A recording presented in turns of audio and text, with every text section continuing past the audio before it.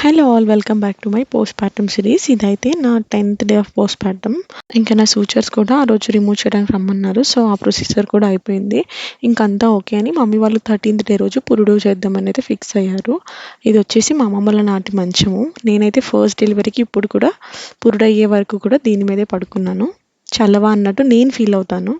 ఇంకా ఫస్ట్ మా పెద్దమ్మ అయితే బాబుకి నలుగు పెట్టేసి స్నానం చేపించడానికని వాడిని రెడీ చేస్తుంది. బాబుకైతే నార్మల్‌గా వేడి నీళ్ళు, నార్మల్ వాటర్‌తోనే స్నానం చేపిచ్చేస్తారు.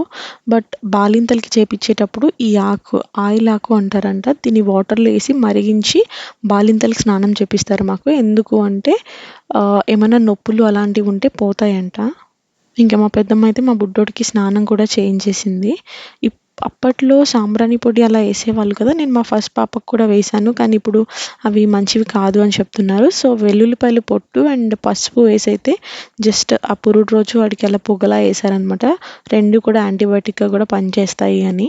మాకైతే పురుడు రోజు మొలతాడు కడతారనమాట. అది కూడా ఒక క్లాత్‌తోని కడతారు. తర్వాత ఇది 21st డే రోజు దీన్ని తీసేసి వేరేది కడతారు. ఇంక బాబు అయితే రెడీ అయిపోయాడు.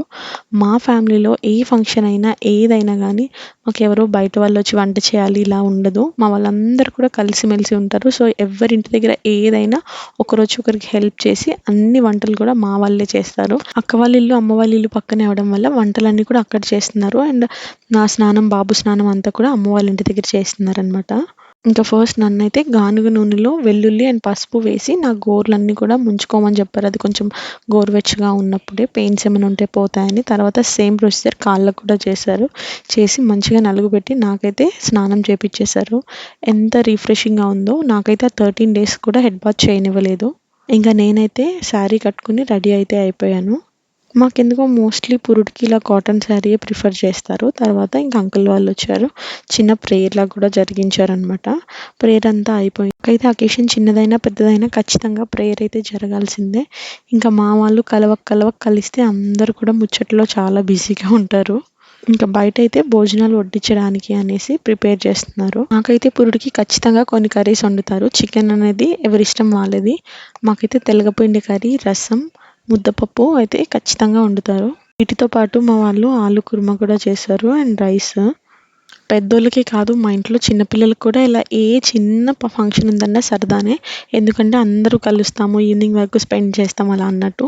పిల్లలు కూడా సర్వ్ చేస్తున్నారు. మాకు ఇలా ఏమన్నా సౌండ్ సిస్టమ్ ఇవి కావాలంటే కూడా మా పిల్లలే తీసుకొని వచ్చేస్తారు. ఇంకా ఇంట్లో తినేవాళ్ళు ఇంట్లో తింటున్నారు. బయట తినేవాళ్ళు కూడా బయట తింటున్నారు.